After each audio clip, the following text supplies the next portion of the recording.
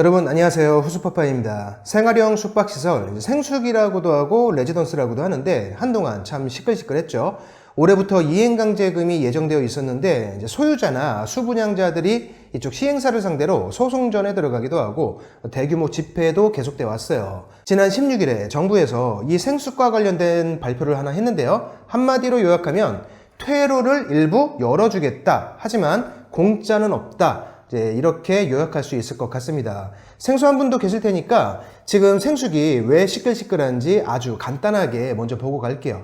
자, 생활형 숙박시설, 줄여서 생숙이라고도 하고 레지던스라고도 하는데요. 이름 안에 사실 뜻이 들어 있습니다. 원칙적으로는 숙박시설이에요.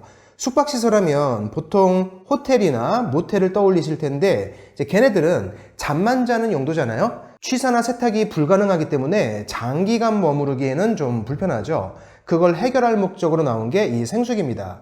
호실 내부에서 간단하게 취사도 할 수 있고 경우에 따라서는 뭐 세탁까지 할 수 있고 그런 건데 이게 처음 도입된 목적은요, 외국인 관광객들이 좀 편안하게 머물다 갈 수 있도록 하자. 여행객들이 내 집처럼 좀 편안하게 장기간 머무를 수 있도록 제도를 좀 변경해서 나온 숙박시설이 생숙이죠. 그런데 이게 호실별로 분양이 돼서 구분 소유가 가능해요. 각 호실마다 이제 소유자가 다를 수도 있고요. 하나의 호실만 사고 파는 것도 가능하죠. 게다가 생활형 숙박시설이라는 이름에 또 걸맞게 안에서 취사도 되고 세탁도 되고 잠도 잘 수 있고 뭐 다 되다 보니까 실제 생긴 거는 그냥 원룸형 오피스텔이라고 보시면 됩니다. 주거용 오피스텔과 그냥 똑같이 생겼어요. 이제 이 부분에서 문제가 시작된 거예요. 원래는 숙박시설이니까 숙박사업을 해야 되는데 이 생숙을 분양받은 소유자들이 직접 거주를 합니다. 원룸형 아파트나 주거용 오피스텔처럼 직접 사용을 하는 거예요. 그런데 태생이 숙박시설이다 보니까 이제 주택으로 안 보내?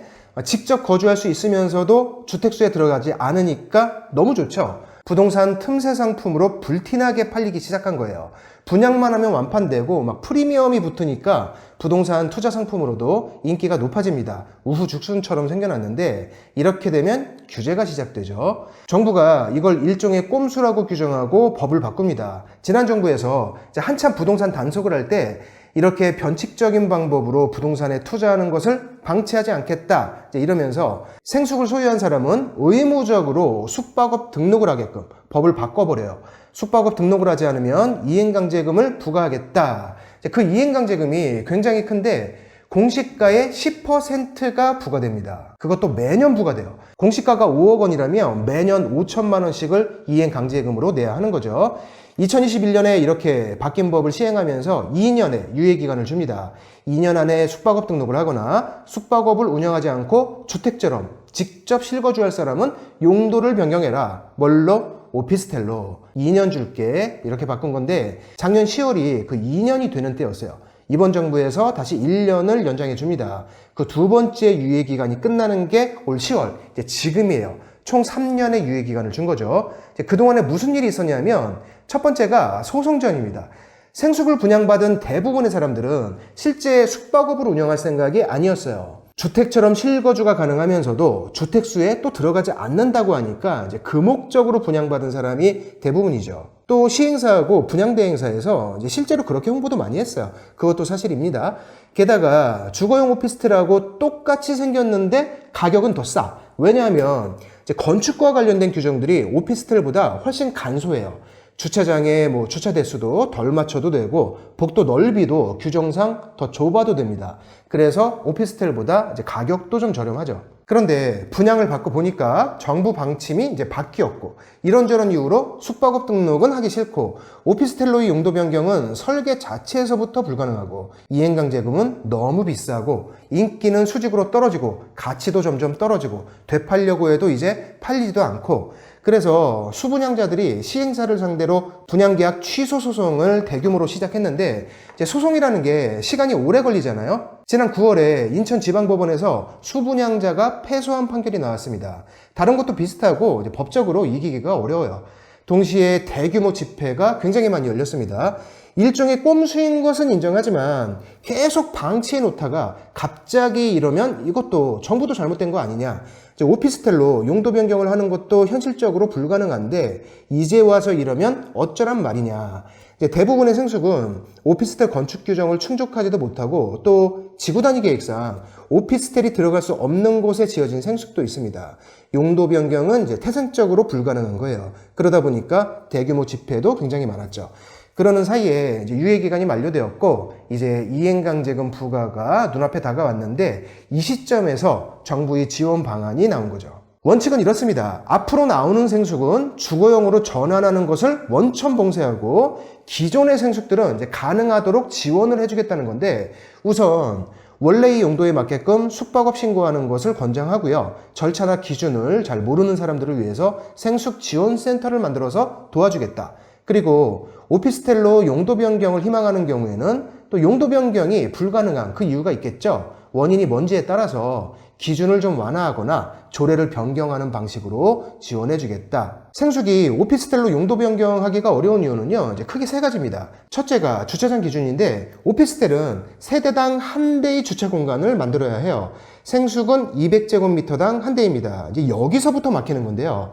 주차 대수가 오피스텔 규정을 충족하지 못하는 거죠. 이거는 인근 토지를 매입해서 외부 주차장을 만드는 방법으로 통과시켜주거나 그것도 불가능하면 그에 상응하는 비용을 지자체에 납부하고 주차장 추가 설치를 면제받는 방법. 대신 지자체에서는 그 비용을 가지고 해당 지역에 이제 주차 공간을 늘린다고 합니다.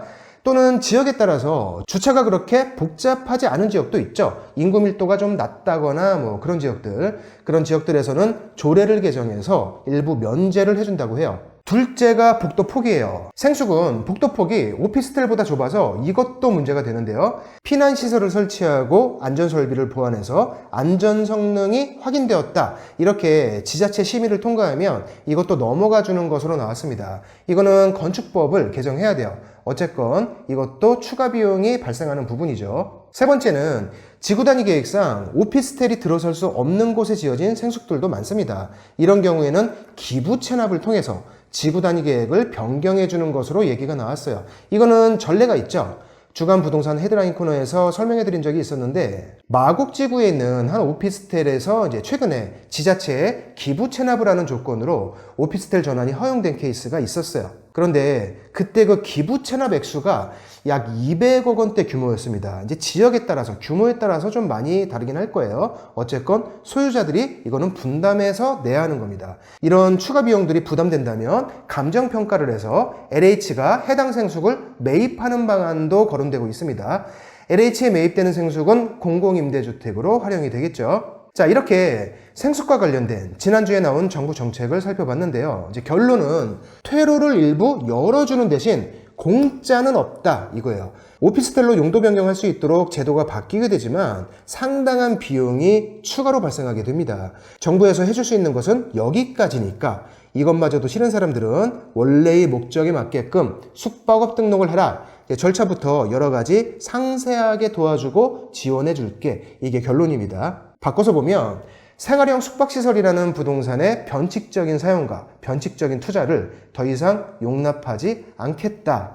이걸 다시 한번 강조한 내용이라고 보시면 될 것 같아요. 자, 어쨌건 상당한 비용을 감수하고 용도 변경을 하거나 감정가대로 LH에 매각하거나 원칙대로 숙박업 등록을 하거나 생활형 숙박시설 소유자들과 수분양자들은 셋 중 하나를 선택해야 하는 것으로 최종 결론이 났습니다. 관련 영상은 여기서 마칠게요. 시청해 주셔서 감사드리고요. 저는 다음 영상에서 계속 뵙겠습니다. 고맙습니다.